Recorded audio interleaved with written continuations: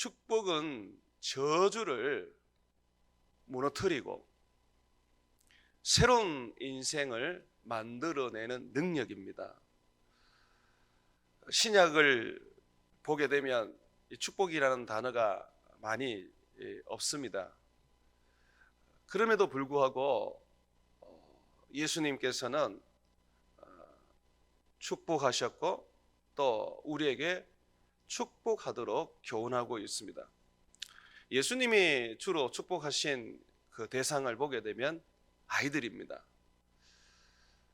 아이들이 부모의 손에 이끌려서 예수님께 나올 때 예수님은 얼마나 기뻐하셨는지 그들을 만져주시고 안수하셨다는 거죠.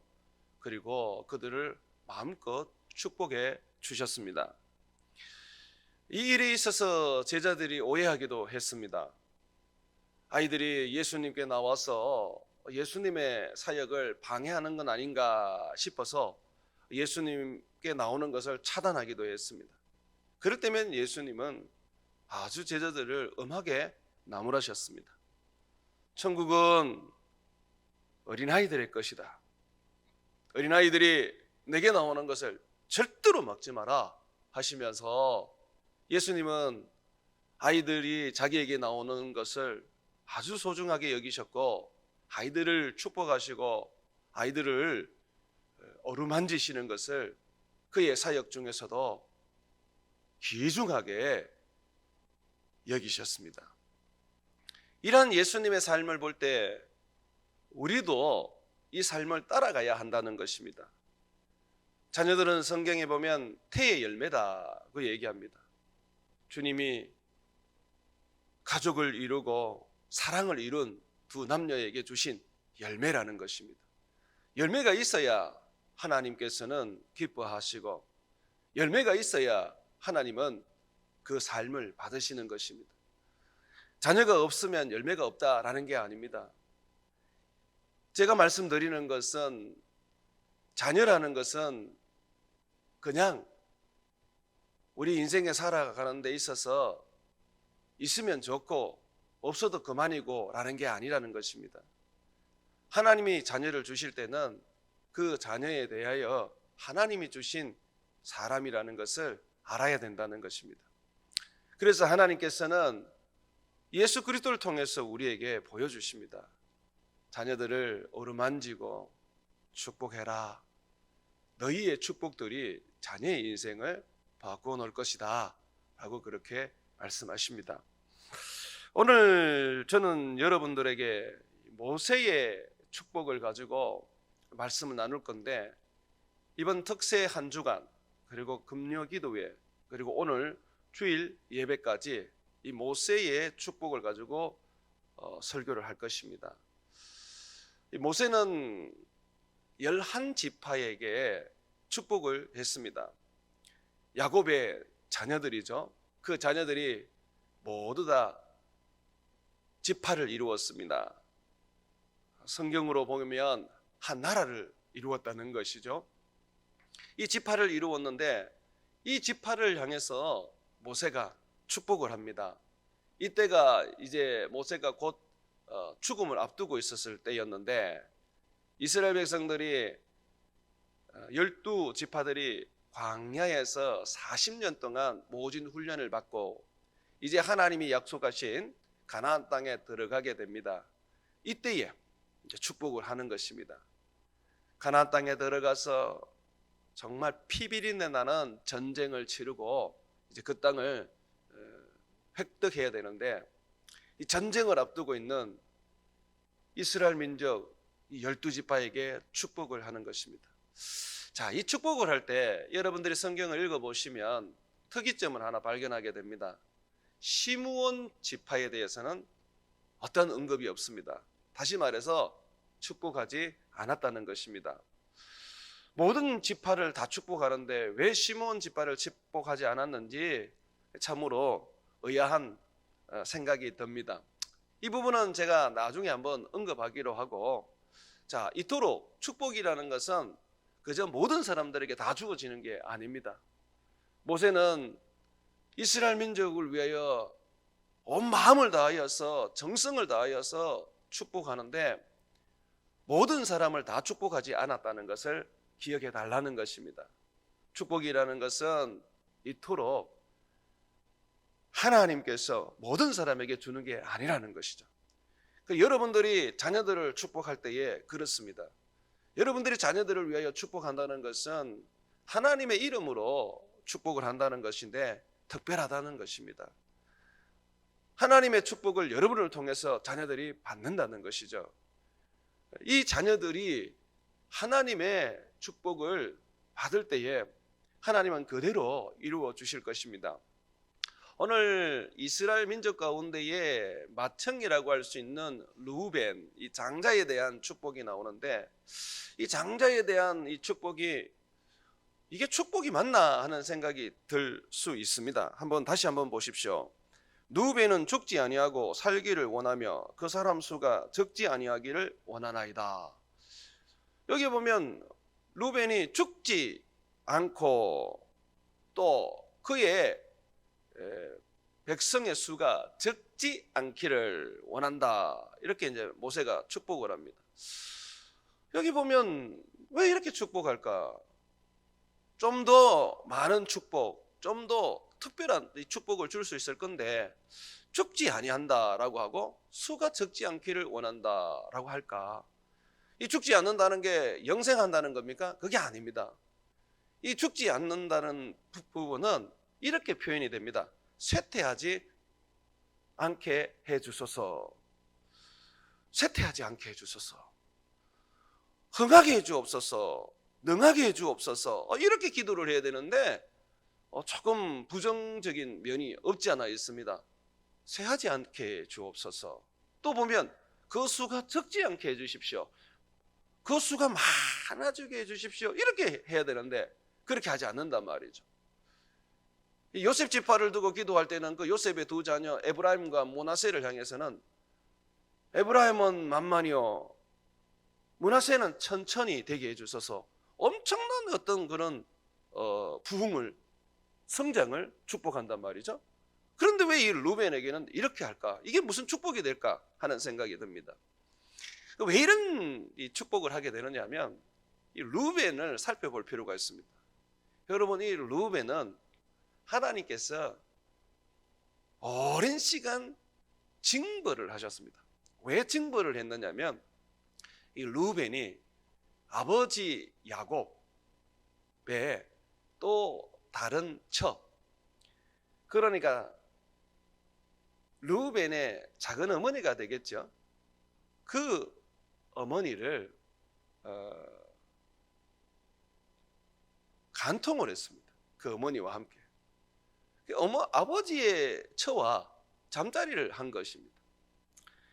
이것이 하나님 앞에 큰 죄가 되었습니다. 그래서 이 야곱이 죽기 전에 12아들을 불러놓고 앞으로 너희가 장래에 어떤 일이 일어날지 내가 말해주겠다 하면서 예언을 합니다. 그때 이 예언을 보게 되면 이런 이야기를 합니다. 창세기 49장 3절과 4절에 보게 되면 나오는 말씀인데, 르우벤아 너는 내 장자요 내 능력이요 내 기력의 시작이라. 위풍이 월등하고 권능이 탁월하다마는. 이 르우벤은 태어날 때에 굉장한 능력을 가지고 태어난 것 같습니다. 아주 다른 형제들에 비해서 출중한 그런 재능을 가지고 태어났습니다. 그래서 르우벤은 이 야곱의 능력이었고 야곱의 기력의 시작이었고 그 위풍이 월등하며 권능이 탁월했던 자였습니다. 그런데 이제 성적인 범죄를 저지르다 보니까 이 모든 것들이 쇠퇴하게 됩니다. 4절에 보면 이렇게 말합니다. 물의 끓음 같았은즉 너는 탁월하지 못하리니 네가 아버지의 침상에 올라 더럽혔음이로다. 그가 내 침상에 올랐었도다. 네가 탁월한 재능을 가지고 태어났고 네가 내 모든 것을 계승한 그런 능력의 장자였다마는 네가 범죄함으로 인해서 아버지의 침상을 더럽히는 성적인 죄를 지음으로 말미암아 너는 그 모든 탁월함과 월등함을 잃어버리게 될 것이다. 쇠퇴하게 될 것이다 라고 그렇게 말합니다. 이건 야곱이 저주하는 게 아니에요. 장래에 일어날 일을 지금 예언하고 있는 거예요. 하나님께서 지금 르우벤을 징벌하시는 것입니다. 하나님은 죄에 대하여 관대하지 않습니다. 죄에 대해서는 그 아들이라도 십자가를 졌을 때에 죄는 없으시지만 우리 죄를 짊어졌을 때에 하나님께서는 버리시고 십자가에서 죽이셨습니다. 이 르우벤의 죄가 결국은 월등하고 능력으로 가득했던 부분이 그냥 쇠퇴하게 돼버리는 겁니다. 그래서 여러분, 우리가 특별히 이 부모님을 공경해야 되는 이유, 또 우리 위에 세운 이 영적 부모나 영적 지도자나 나보다 앞서 있는 그런 권위에 존중하고 소중하게 여겨야 되는 이유가 바로 여기에 있습니다. 우리가 범죄하게 되면 결국은 하나님께서 이 부분에 대해서 징벌을 하시게 됩니다.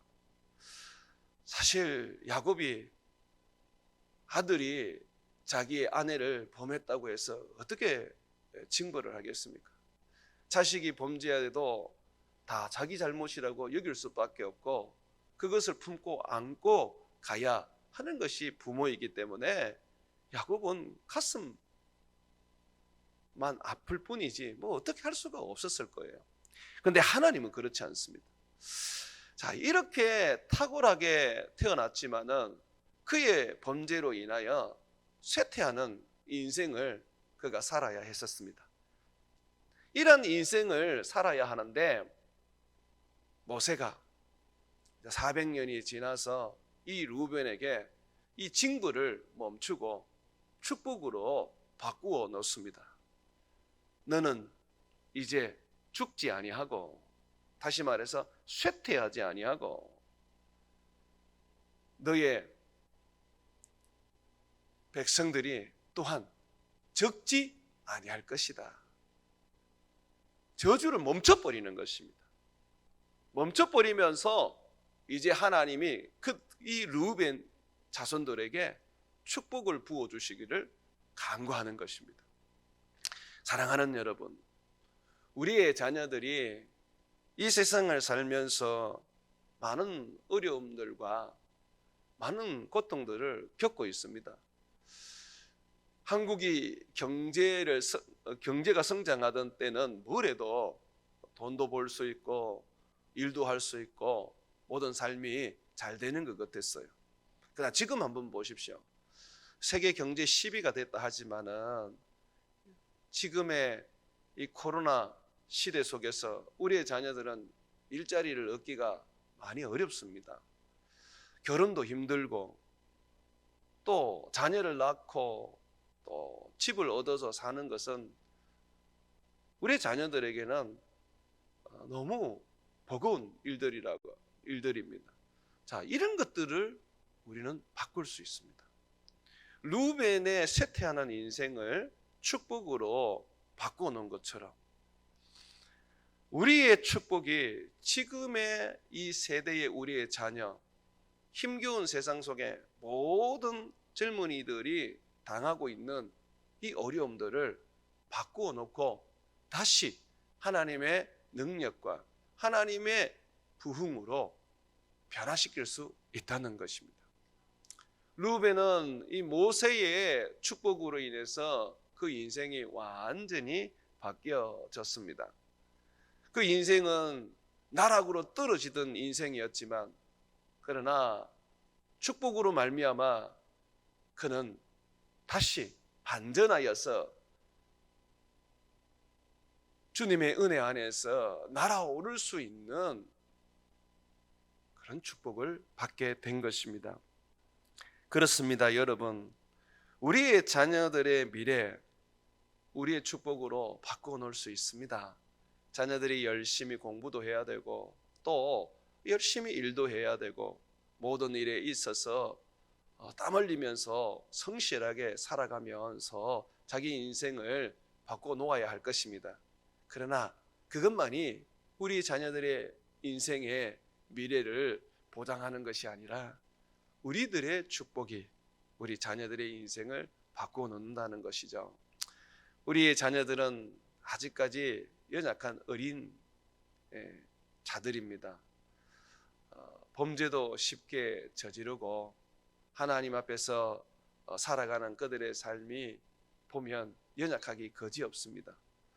그러다 보니까 이 루벤과 같은 하나님 앞에서의 징벌을 받을 때가 있습니다. 이러한 징벌들을 우리는 바꿀 수 있습니다. 부모의 기도가 부모의 축복이 바꿔 놓는 것이죠. 욥은 자녀들이 있었습니다. 그 자녀들이 모여서 잔치를 하고 또 어떤 행사를 가지면 항상 그 다음날 아침 일찍 일어나서 하나님 앞에 속죄의 제물을 드리며 자녀들의 죄를 하나님 앞에 속죄를 합니다. 자녀들이 죄를 지었는지 안 지었는지 이 욥이 모를 텐데 욥은 모든 부분에 있어서 먼저 하나님 앞에 나가서 자녀들을 위한 이 축복을 하는 것이죠. 하나님은 그러한 욥의 삶을 기뻐하셨습니다. 동방에서 가장 어려운 자라고 말씀하셨고 사탄에게 자랑하셨습니다. 사랑하는 여러분, 자녀들은 여러분에게 맡기신 하나님의 기업입니다. 자녀는 여러분의 것이 아니라 하나님의 것입니다. 그들의 인생은 축복이 있어야 삶을 바꿔갈 수 있고 새롭게 만들어갈 수 있습니다. 저 정도면 돼 라고 그렇게 여기게 되면 자녀들은 멈추어 버리는 인생을 살게 됩니다. 여러분들이 천국에 가시는 그날까지 끊임없이 자녀들을 위하여 축복하고 하나님 앞에서 서임 받을 수 있도록 하나님의 축복이 늘 부어질 수 있도록 여러분들이 기도해 주셔야 합니다. 기도하는 부모 밑에 자라는 자녀는 절대 망하는 법이 없다, 그렇게 말합니다.